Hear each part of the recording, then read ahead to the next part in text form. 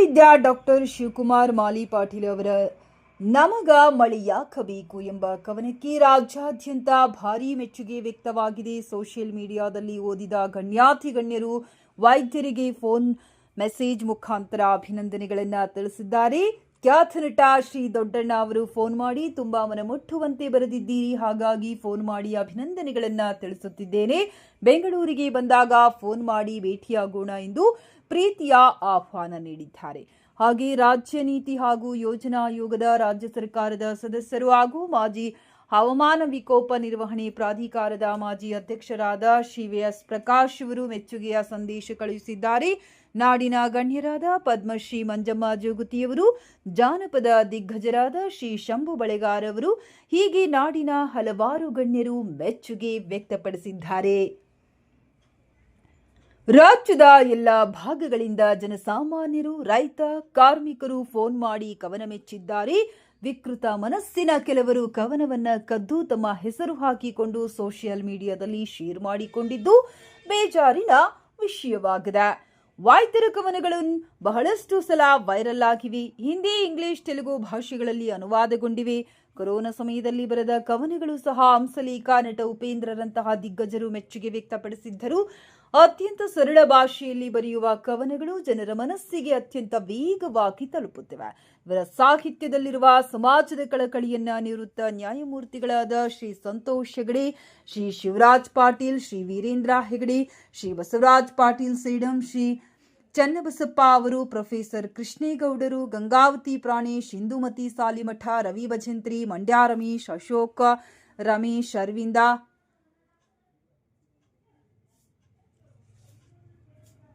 ನವೀನ್ ಕೃಷ್ಣ, ನಾಗೇಂದ್ರ ಪ್ರಸಾದ್, ಗುರುರಾಜ್ ಹೊಸಕೋಟೆ, ಅಮರೇಶ್ ನುಗಡೋಣಿ, ಈರಪ್ಪ ಕಂಬಳಿ, ಕ್ರಿಕೆಟರ್ ದೊಡ್ಡ ಗಣೇಶ್ ಅವರು ಮೆಚ್ಚುಗೆ ವ್ಯಕ್ತಪಡಿಸಿದ್ದಾರೆ.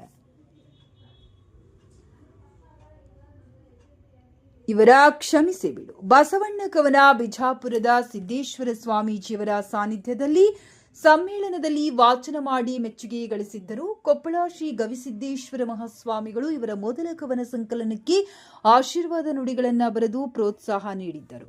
ಹಿರಿಯ ವೈದ್ಯರಾದ ಡಾಕ್ಟರ್ ವಿಜಯಲಕ್ಷ್ಮಿ ಬಾಳೆಕುಂದ್ರಿ, ಡಾಕ್ಟರ್ ವಸುಂಧರಾ ಭೂಪತಿ, ಚುಟುಕು ಕವಿ ದುಂಡಿರಾಜ್, ಹಿರಿಯ ಸಾಹಿತಿ ಸಿದ್ದಲಿಂಗ ಪಟ್ಟಣಶೆಟ್ಟಿಯವರು, ಇತ್ತೀಚೆಗೆ ಜ್ಞಾನಪೀಠ ಪ್ರಶಸ್ತಿ ಪುರಸ್ಕೃತರಾದ ಶ್ರೀ ಚಂದ್ರಶೇಖರ್ ಕಂಬಾರ್ ಅವರು ದಂತರ ಕವನಗಳನ್ನು ಓದಿ ಮೆಚ್ಚುಗೆ ವ್ಯಕ್ತಪಡಿಸಿ ಆಶೀರ್ವದಿಸಿದ್ದಾರೆ.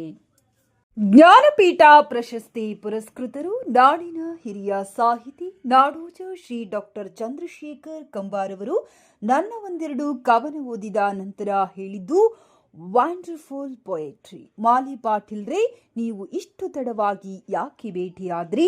ಅವರ ಮಾತು ಕೇಳಿ ರೋಮಾಂಚನವಾಯಿತು. ಡಾಕ್ಟ್ರೇ ಶರಣಪತಿ ದೊಡ್ಡಣ್ಣ ಅಂತ ಸಿನಿಮಾ ಆಕ್ಟರು, ಬೆಂಗಳೂರಿಂದ. ನಮಸ್ಕಾರ ಸರ್. ನಮಸ್ಕಾರ ಸರ್, ನಿಮ್ಮ ಲೇಖನ ಈಗ ಓದಿದೆ. Thank you sir. Thank you sir. ನನಗೆ ಎಷ್ಟು ಖುಷಿ ಆಯಿತು ಅಂತಂದರೆ, ದೇವರಾಣೆ ಮನಪೂರ್ವಕವಾಗಿ ನನ್ನಕ್ಕೆ ಇದೇ ನಮ್ಮ ಜೀವನ ಆಗ್ತಾ ಇರೋದು, ಹಾಳಗೆಡುತ್ತಾ ಇರೋದು. Thank you sir. ಭಾಳ ಚೆನ್ನಾಗಿ ಬರೆದಿದ್ರಿ. ಆ ನಗುನಲ್ಲಿ ಒಂದು ಕತ್ತಿ ಅಷ್ಟೇ ಮನಚಾದ ವಿಷಯ ತುಂಬಿದೆ ಅಂತ ತಿಳ್ಕೊಂಡವ್ರು. Thank you very much. ಒಂದು ಥ್ಯಾಂಕ್ಸ್ ಹೇಳ್ದಾರಿದ್ರೆ ಈ ಥರ ಮತ್ತಷ್ಟು ಲೇಖನಗಳ ನಾವು ನಿಮ್ಮಿಂದ ನಿರೀಕ್ಷಿಸ್ತೀವಿ. ಒಳ್ಳೇದಾಗಲಿ. Thank you very much. Thank you sir. Pranesh ಅವರು ಇದ್ರಲ್ಲಿ ಸಿಕ್ಕಿದ್ರು ಸರ್. ನೀವು ಹೌದಾ? ಗಂಗಾವತಿ ಬಂದ ಸರ್, ಗಂಗಾವತಿ ಅದರೊಳಗೆ ಪ್ರಾಣೇಶ್ ಭಾಳ ಆತ್ಮೀಯ. ಹೌದು ಸರ್. ಈ ಸತಿ ಬಂದಾಗ ನಾನು ಮೀಟ್ ಮಾಡ್ತೀನಿ ಸರ್ ತಮ್ಮ. ಬರ್ತೀನಿ ಸರ್. ನಾ ಭೇಟಿ. ನೀವೇನಾದ್ರು ಬೆಂಗಳೂರಿಗೆ ಬಂದಾಗ ದಯವಿಟ್ಟು ನಮಗೊಂದು ಫೋನ್ ಹಚ್ಚಿರಿ, ಒಂದು ಊಟಕ್ಕೆ ಸೇರೋದು. Okay sir. Thank you sir. Thank you sir. ನಮಸ್ತೆ.